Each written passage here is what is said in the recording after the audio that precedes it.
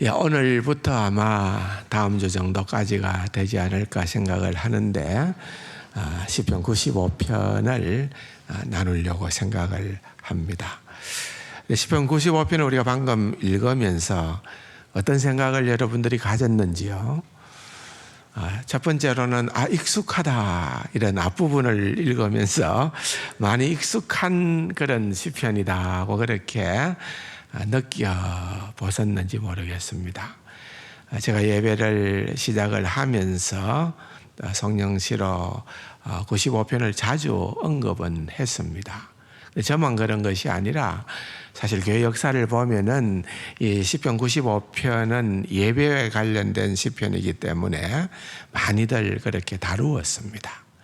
그렇기 때문에 우리에게 좀 익숙한 부분들이 있는가 하면은 또 한편으로는 7절 아랫부분부터 나머지 11절까지의 내용은 앞부분과 조금 뭔가 색깔이 전혀 맞지 않다고 느끼는, 그래서 이건 조금 어색하다고 느끼는, 불편하다고 느끼는, 또 그래서 여러분들이 사실 저도 이 시편을 인용을 할 때에 7절 앞부분 한 4분의 한 3부분 거기까지는 많이 읽었습니다만은 다 읽지는 않았어요. 주로 그렇게 앞부분을 위주로 읽었습니다만은 사실은 완전한 폼은 95편 전체를 다 이해를 할 때에 더 선명하게 드러나는 겁니다. 그래서 혹자는, 어떤 신학자들은 얘기하기로 이게 두 부분이 너무 조화가 안 되기 때문에, 앞부분은 굉장히 부드럽잖아요. 또 굉장히 예배를 향한 그런 어떤 초청이 주를 이루고, 이제 앞으로 살펴보겠습니다만은 뒷부분은 마치 굉장한, 어떻게 보면은 좀 이렇게 몸을 굉장히 추스려야 하는, 협박을 느낄 만큼 내용이 펼쳐지는 그런 경고의 메시지가 담겨 있는 거거든요. 그렇다고 하면은 어떤 이들은 얘기하기로 원래 이건 두 개의 별로 상관이 없는 시편이었는데, 어떤 학자들이 이제 성경을 꾸미면서 이것을 같이 연결을 해서 어느 날 하나의 시편이 되어졌지만은 실은 내용적으로는 연결 안 된다고 그렇게 보는 분들도 있습니다. 근데 우리는 그걸 인정하지 않는 거죠. 우리는 그냥 그대로를 받아들이면 좋겠어요. 또 받아들일 이유를 제가 설명을 해드릴게요. 그래서 어쨌든 이 95편은 하나의 시편이다 라고 하는 것을 먼저 여러분들 머릿속에다가 넣으시고, 그러면은 이렇게 좀 약간 뭔가가 이렇게 조화를 이루지 않는 것과 같은 이 부분을 어떻게 해석하고 어떻게 이해를 해야 할 것인가에 대해서는 이제 이번 주도 또 다음 주도 계속해서 그 내용들을 말씀을 드리겠습니다. 큰 주제는 예배입니다. 예배. 뭐라고요? 예배라는 거죠. 오늘 여러분들 이 자리에 왜 왔나요? 예배 드리기 위해서죠. 전 세계의 그리스도인들을 한마디로 정의하자면은 예배 드리는 자다, 그렇게 우리가 할 수가 있겠죠. 그 말은 예배가 우리에게 그만큼 중요하다는 거죠. 예배가 어떻게 보면은 그리스도인에게 있어서는 전부라고 할 수 있는, 그것이 예배라는 거예요. 그래서 95편이 예배를 다루는 시편이라고 하면은, 우리가 그리스도인이라고 하면은 마땅히 예배에 대한 시편에 집중력을 가져야 됩니다. 관심을 가져야 됩니다.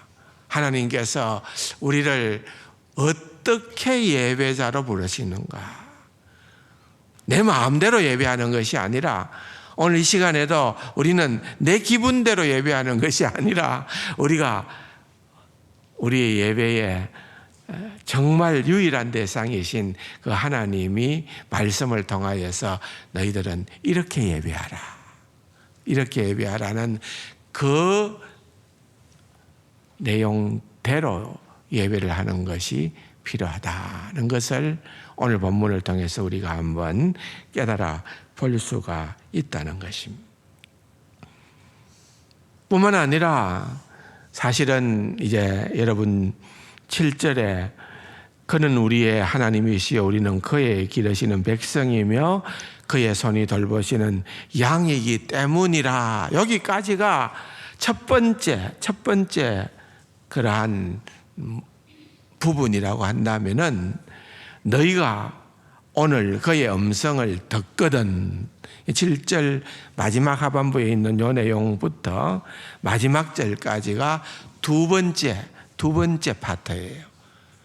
그렇다고 하면은 두 번째 파트 역시 하나의 시로 예배와 상관이 있다라고 하면은 그 뭘 것 같습니까? 예배는 오늘 우리가 드리는 이 한 시간의 예배로 끝이 나는 것이 아니고, 예배는 하나님 앞에 예배를 드리고 그 하나님을 예배한 우리가 반응하는 것까지, 우리가 그 하나님의 말씀대로 우리의 삶의 현장에서 그것을 녹이고 실현하는 것까지가 예배의 완성이라는 겁니다. 그래서 예배 드리고 다 잊어버리고 세상적인 삶을 일주일 내내 내 마음대로 하고 또 주일날 와서 회개하고 예배하면 된다고 생각해서는 안 되고, 진짜 예배자는 여기에서 예배를 통하여 하나님으로부터 우리에게 주어지는 그 풍성함을 우리의 삶의 자리에까지도 연장시켜서 이루어 확정하는 것까지다. 그 내용이 이제 후반부에 있는 내용입니다. 그렇게 해야 된다는 거예요.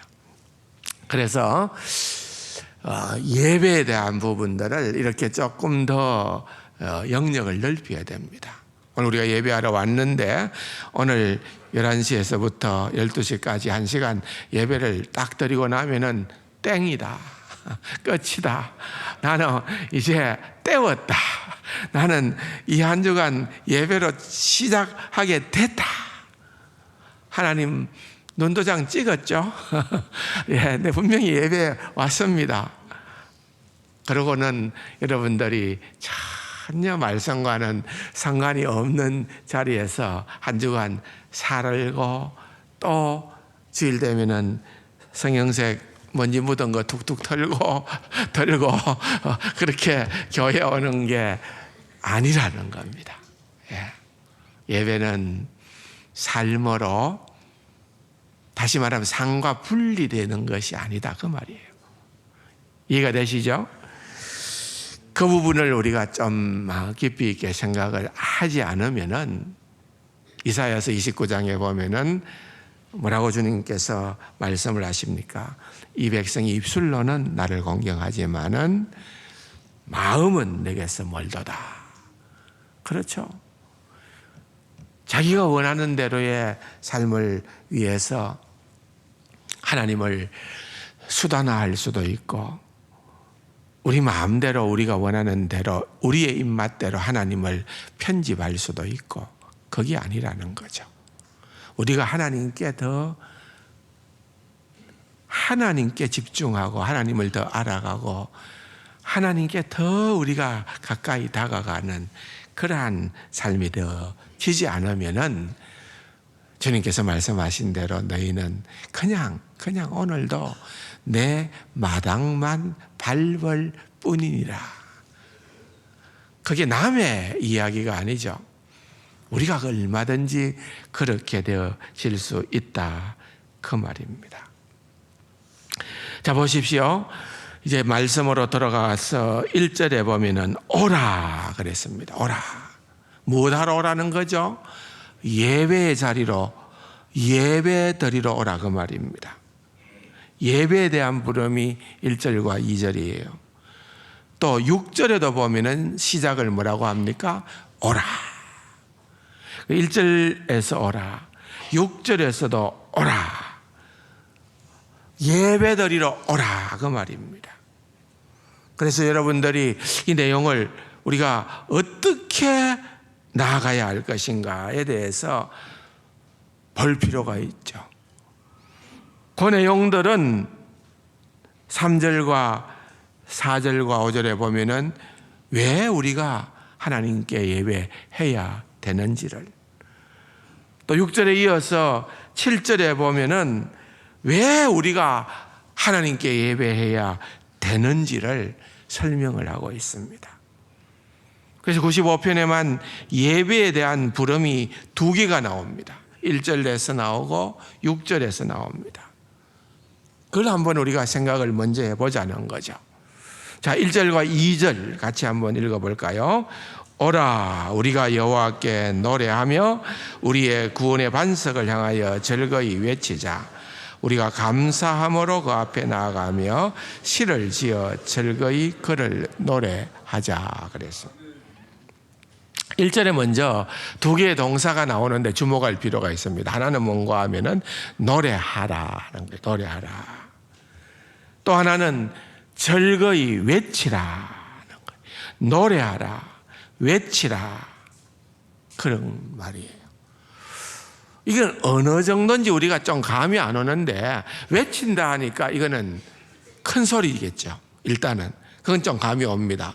노래한다는 거는 뭐 작게 노래하나 크게 노래하나 뭐 어떤 식으로 노래하나 우리가 이런저런 감이 잘 안 올 수가 있는데, 여기에 대해서 뱁터너라고 하는 한 신학자가 이렇게 원어적으로 설명을 했습니다.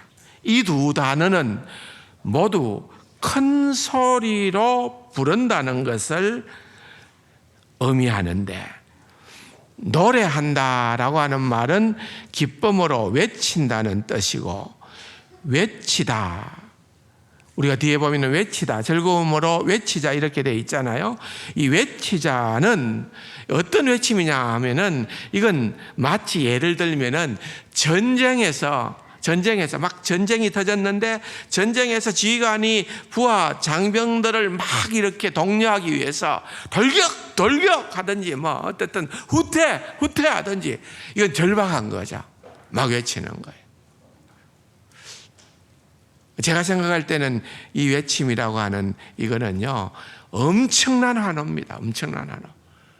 어젯밤에 영국 프리미어 리그에서 손흥민이가 골을 넣었어요. 부상에서 회복해서 돌아와가지고 골을 넣었어요. 그런데 그 스타디움에 모인 관중이 6만 명, 7만 명이나 됐어요. 여러분 상상을 해보십시오. 6만 명이나 7만 명이나 모인 그 관중들이 막 응원하는 데서 골을 넣었어요. 참 그런 팬들이 박수를 하고 환호성을 지르고 흥민선을 외치고 선이 하고 막 난리가 났겠지 않겠습니까? 그런 외침, 예를 들자면은 이 막 엄청난 외침인 겁니다.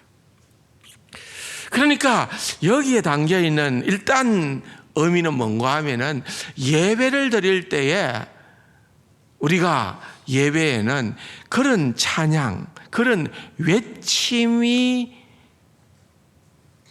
아주 중요하다는 거예요. 아주 중요하다.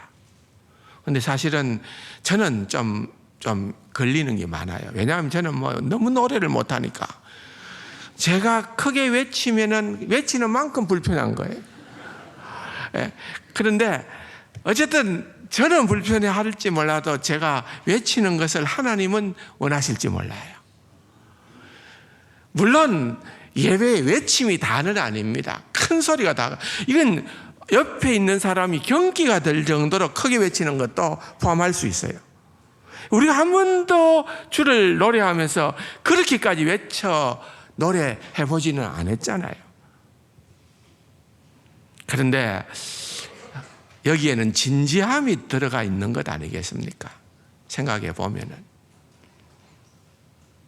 또 하나 우리가 생각해 볼 수 있는 것은 이 시편은 아니더라도 다른 시편에서 우리가 살펴본 62편 경우에 너희는 나의 영혼아 잠잠히 하나님만 바라라.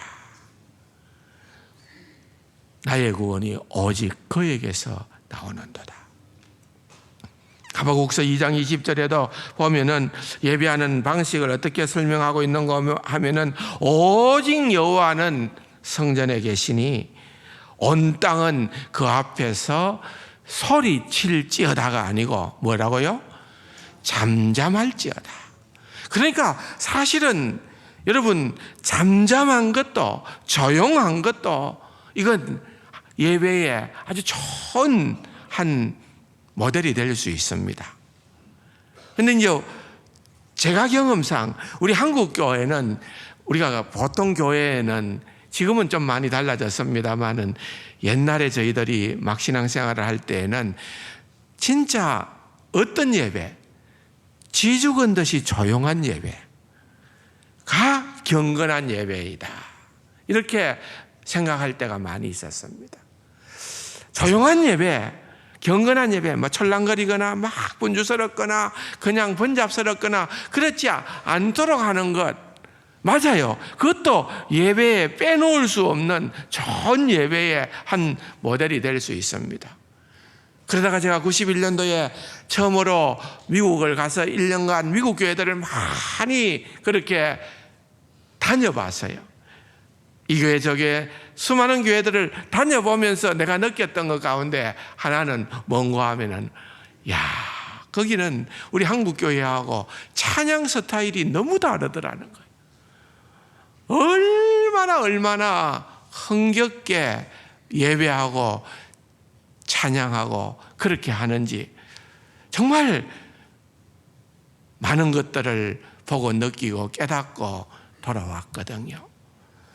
근데 아마 95편을 더 많이 강조한 부분이겠지요. 우리는 62편을 강조했다면. 그래서 저는 이걸 어떻게 구분하고 이게 옳고 저게 옳다가 아니라 예배에 그런 양면성이 다 필요는 해요. 경건한 예배, 조용한 예배가 때때로 더 큰 은혜를, 깊이 있는 은혜를 우리에게 줄 수도 있지만은 때때로는 또 이렇게 정말 너무너무 주체할 수 없는 그러한 찬양과 큰 소리의 외침도 우리에게는 예배의 또 다른 요소가 될 수가 있다라고 하는 것을 알 수가 있습니다. 그런데 또 보니까 중요한 요소가 또 등장을 해요. 단순히 소리만 높여라 그렇게 얘기하는 것이 아니라 1절에 보면은 즐거이 외쳐라. 즐겁게. 영어로 말하면은 joy죠. joyful 하는 거죠. 즐겁게 해라. 그 다음에 또 보면은 감사함으로 해라. 2절에 보면은 감사함으로 그 앞에 나오라. 그러니까 예배는 여러분들이 우리가 이렇게 나와서 일단은 즐거워야 돼요. 일단은 감사해야 돼요. 그래서 한마디로 정의하자면은 기쁨에 찬 감사가 예배의 주를 이루어야 된다는 거예요.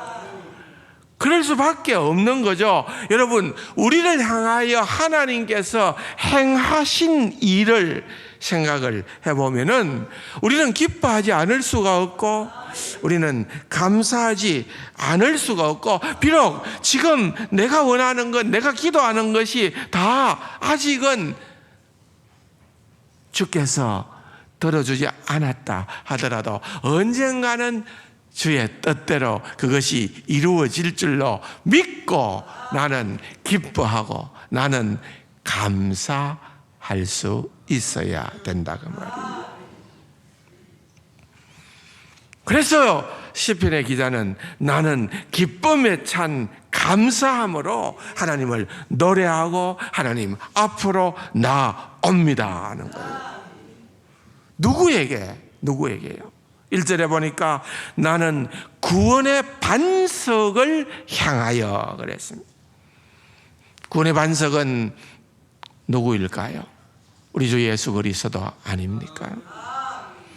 주님께서 그리스도께서 우리의 구원의 반석이시고 우리의 영생의 근원이시고 우리의 힘이 되시니까 여러분 그 주님을 생각하고 그분 앞으로 나와왔는데 여러분 우리가 왜 근심해야 되나요? 왜 두려워해야 되나요? 왜 한숨 지어야 되나요? 그럴 수 없다고 말입니다. 지난주에 얘기했나요? 그분은 지존자다. 그분이 가장 높으신 분이라는 것을 우리가 인정하게 된다면 그 아래에서 일어나는 일 때문에 우리가 그 높으신 하나님을 믿는다고 하면 그것 때문에 흔들릴 수 없는 자들이 저와 여러분들이다. 믿습니까? 그렇게 우리는 살아가야 된다 그 말입니다. 게다가 2절에 보니까 시를 지어서 즐거이 그를 노래하자 그랬습니다. 예? 나름 우리는 오늘 시편에 그러한 저자들만큼이나 시를 잘 지을 수는 없겠지만은 그래도 우리도 시를 써볼 수는 있잖아요. 어색한 문장도 괜찮고 좀 모자라는 문장도 괜찮고 그러나 내가 받은 은혜, 내가 만난 하나님, 그분의 크고 놀라운 사랑을 향하여 내 손으로 내가 한번 여러분 그렇게 시를 적어보는 게 그것이 찬양이 될 수 있고 그것이 기도가 될 수 있고 예? 주님이 뭐 완벽한 그런 너무너무 아름다운 문장으로 된 시만 원하실까요? 그렇지 않을 거 아니에요. 정직하게 솔직하게 있는 그대로 내 모습 그대로 받아주시는 주님이시기 때문에 우리는 그렇게 할 수 있다 그 말입니다. 계속해서 3절에서부터 5절까지는 왜 그렇게 해야 되는데 왜 그렇게 시까지 지어야 하고 왜 그렇게 소리를 질러야 하고 왜 그렇게까지 해야 되는데 왜 그렇게까지 하나님을 찬송해야 되는데 라는 답을 주고 있어요. 3절에 보니까 여호와는 어떤 하나님이라고요? 크신 하나님이시요. 여호와는 모든 신들보다 크신 왕이기 때문이다. 크다는 말을 두 번씩이나 반복해서 쓰는 것은 강조 아니겠습니까? 하나님이 최고로 크신 분이다. 믿습니까? 하나님이 최고로 크신 분이다 하는 거예요. 그걸 강조하다 보니까 모든 신들보다 그랬는데 그러면은 세상에는 많은 신들이 있고 그 가운데에 특별한 최고의 신은 하나님인가? 우리가 그렇게 생각할 수도 있지만은 이 고대인들의 사고방식이에요. 고대인들은 모든 피조물이 다 신이 있다고 생각을 했던 거예요. 범신론이죠. 그래서 바다는 바다의 신이 있고 강에 가면 강신이 있고 태양신이 있고 달신이 있고 일월성신이 있고 이렇게 다 보았던 거예요. 그렇기 때문에 그 모든 것들을 봐라. 그 모든 것들은 결국은 하나님이 지으신 거 아니냐. 그 모든 것은 하나님의 창조작품이 아니냐. 피조물이지 않느냐. 너희들은 피조물을 신으로 생기지만은 그 어떤 것보다도 하나님은 크신 하나님이시다. 그걸 얘기하고 있는 것입니다. 뿐만 아니라 4절과 5절에 보면 그 크신 하나님의 주권이 어디에까지 미치느냐 참 정확하게 표현을 하고 있어요.